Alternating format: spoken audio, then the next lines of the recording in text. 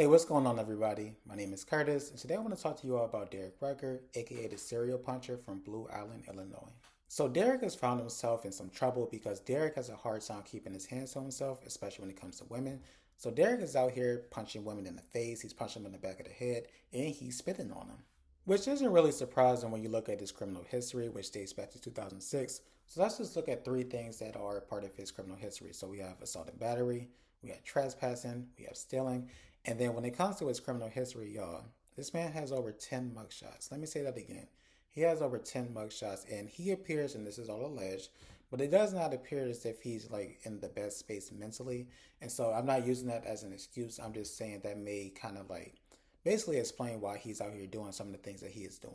Now, in regards to his most recent arrest, because he was arrested, which was a good thing, there were 5 incidents that took place that actually led to his arrest, so I just want to go over those right now. On September 21st, he assaulted a 27-year-old woman on West Belmont Avenue. On September 30th, he assaulted an off-duty Chicago police officer on Ridge Avenue. On September 30th, which of course was the same day, he assaulted a 23-year-old woman. On October 8th, he assaulted a 40-year-old woman on North Broadway. And on October 9th, he assaulted a 44-year-old woman on East Grand Avenue. I also want to talk about an incident that took place well before these. So there was a situation in which Derek attacked a 62-year-old man with a belt and a stick, and then when it came to the police officer that arrived, he actually tried to spit on the police officer. And so he was arrested, but here's where the problem comes into play. So when it comes to the 62-year-old man who was elderly, he was attacked, with a belt and a stick. They are saying that they were not able to get in contact with him. And because they were not able to get in contact with him, they actually downgraded his charge from a felony to a misdemeanor. The idea that the police department was not able to get in contact with the older man is being disputed by legal analysts because they're saying, well, when it came to his arrest, he was arrested around 1 o'clock. But when it came to them downgrading it from a felony to a misdemeanor, that happened around 6 o'clock. So there was a 5-hour gap, and they feel like that's not enough time to get in contact with an elderly person who was attacked by Derek with a belt and a stick. And it's important to note that when Derek attacked this older man, he was actually on probation because he had attacked a nurse. So you can see this man is just out of control. He's a loose cannon. He is just doing whatever he wants. Like, he needs to definitely be in jail.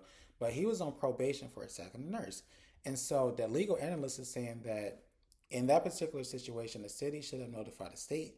If the city would have notified the state, then they probably would have arrested him, and then he would have been in jail waiting his trial, which means that none of these assaults between September and October would have happened, and I agree. And I think it is even more important to note that Derek is 6'6", 250 pounds. Let me say it again.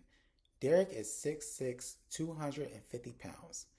These women out here do not stand a chance when they come in contact with him, because not only do they not know that he's going to attack them, but it's a situation where even if they know, let's say they got into an argument and it escalated, they still wouldn't stand a chance because he is a big ass man. He's built like a fucking NBA player. Like, what are they going to do when he comes around? I'm telling you, it's crazy to think about all of the things that women go through, from being told that they are not good enough, that they are not woman enough, that they do not deserve a good man, to being told what to do with their bodies, to being assaulted as far as like being punched, to being sexually assaulted, sometimes from a young age, sometimes at an older age, and then being told that people do not believe them or saying that you deserved it or that you wanted it. It's just one of those things where women go through so much and it seems like they just come out on the losing end of the stick a lot of times. And I just want women to win at some point, to be honest with you. I'm praying that Cook County gets it right this time, that they do the right thing and they lock his ass up. When I say lock his ass up, I'm not talking about for a couple of days, couple of weeks, couple of months, couple of years.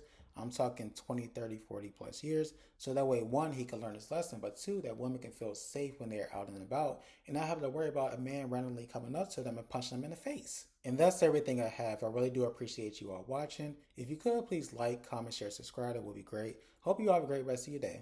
Bye.